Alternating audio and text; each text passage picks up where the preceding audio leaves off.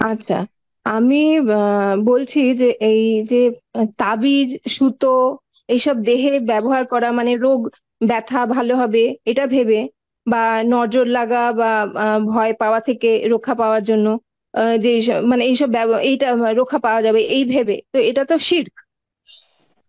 তো জি আমি বলতে চাইছি যে এই শিরক করলে আগের নেক আমল কি ধ্বংস হয়ে যাবে?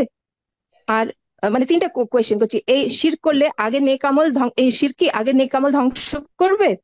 আর হুম তারপরে যদি এই অবস্থায় মানে এই তাবিজ পড়া অবস্থায় যদি থাকে, তাহলে কি তার ইবাদত কবুল হবে? মানে আগের আমলগুলো তো ধ্বংস হলো, এবার এখনো যেটা করে যাচ্ছে সেই সেটাই ইবাদতও কি কবুল কবুল হবে। হবে? আর জি জি, এরপরে বুঝতে পেরেছি, বুঝতে যদি পেরেছি। যদি বুঝতে পারে যে হ্যাঁ ভুল হয়েছে, তা তওবা করে নিল, তাহলে কি সে আগের যে আমল সেটা কি সেই ধ্বংস হওয়া আমল কি সে ফিরে পাবে? এটা জানতে চাইছি। জি জি জি, মাশাআল্লাহ, প্রশ্ন গুরুত্বপূর্ণ কিন্তু লম্বা প্রশ্ন, মাশাআল্লাহ। তাবিজ ব্যবহার করা অথবা টাকা সুতা ব্যবহার করা আত্মরক্ষার জন্য, অগ্রিম আত্মরক্ষার জন্য, যে যাতে করে কোনো এই ধরনের কোনো বিপদ আপদ আক্রমণ না করতে না পারে, অথবা আহ, আক্রান্ত হওয়ার পরে, রোগে বালা মুসিবত আক্রান্ত হওয়ার পরে চিকিৎসার উদ্দেশ্যে তাবিজ টাবিজ ব্যবহার করা, এটাকে শিরক বলা হয়েছে। নবী সাল্লাল্লাহু আলাইহি ওয়াসাল্লাম হাদিসে আত্মামাইম ও শিরকুন, তাবিজ হচ্ছে শিরক। কিন্তু এই শিরক বড় শিরক নয়। শিরক দুই ভাগে বিভক্ত, এটা নিশ্চয়ই আপনার জানা আছে, যেহেতু এই বিষয়গুলো আপনি যখন জানছেন। শিরকে আকবর বড় শিরক, যা ইসলাম থেকে বের করে দেয়। বড় শিরকে আল্লাহর সাথে কাউকে আল্লাহর জাতে সত্তায়, আল্লাহর গুণাবলিতে, আল্লাহর কাজে, আল্লাহর ইবাদত বন্দেগীতে শরিক করে দেওয়া, আল্লাহর হক অন্য কাউকে দিয়ে দেওয়া, এটি হচ্ছে বড় শিরক। বড় শিরক করে কেউ যদি মারা যায়, তাহলে তার অতীতের সমস্ত আমল ধ্বংস হয়ে যাবে। বর্তমান যে আমলগুলি করছে, যতক্ষণ শিরক মুক্ত না হবে কবুল হবে না। লাইন আশরাকতা লায়াহবাতান আমাল, এই অবস্থায় যদি চলে যায় তাহলে চিরস্থায়ী জাহান্নামী হবে, এবং সে ইসলাম থেকে বহিষ্কৃত, সে ইসলামে তার কোনো অংশ নেই মুশরিকের। কিন্তু তাবিজ, তাগা, আত্মরক্ষার জন্য ইত্যাদি, এগুলি বড় শিরক নয়, এগুলি হচ্ছে ছোট শিরক। কারণ একজন মুসলিম যখন তাবিজ ব্যবহার করে, তখন সে মনে করে যে তাবিজটা এক মাধ্যম মাত্র। এই টাকাটা বেঁধে আছি, তোমার এই বাবা কিছু আছে, এই মাদুরি আছে, এটা মাধ্যম মাত্র। কিন্তু আরোগ্যদাতা আল্লাহ, এটা প্রতিটি মুসলিম বিশ্বাস করে।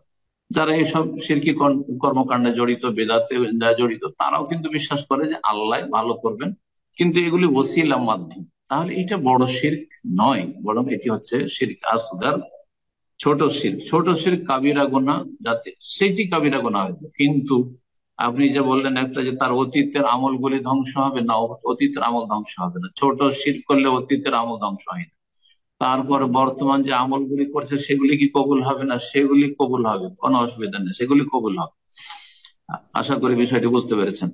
তারপরে যে তৃতীয় বিষয়টি জিজ্ঞেস করছেন, যে শিরক থেকে তওবা করে চলে আসলে অতীতের যে আমল ধ্বংস হওয়ার কথা বলে, সেগুলিকে ফিরে আসবে, ফিরে আসবে ইনশাআল্লাহ। আল্লাহ আরহামুর রাহিমিন। সুতরাং অজ্ঞতাবশত আহ শিরক কুফরি হয়েছে, সুতরাং শিরক কুফরি করার আগে যে আমলগুলি করেছিল, যদি তওবা করে ইসলামের গণ্ডিতে চলে আসে আর তার উপর যদি মৃত্যু হয়, তাহলে আগের নেকিগুলি ফিরে আসবে ইনশাআল্লাহ।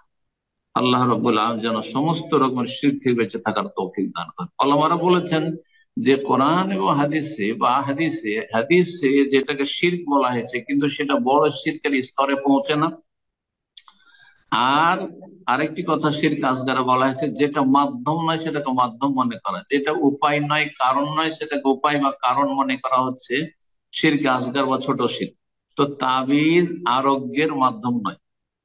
তাগা বাঁধলে রোগ ভালো হবে, এটা সায়েন্সও বলছে না, আর এটা ইসলামও বলছে না। তাহলে ইসলাম বলছে না আর সায়েন্সও বলছে না। সায়েন্স বলছে প্যানাডল খেলে মাথার ব্যথা ভালো হবে, সে কোরআন হাদিস বলুক আর নাই বলুক, তাহলে সেটা আমল করবে না।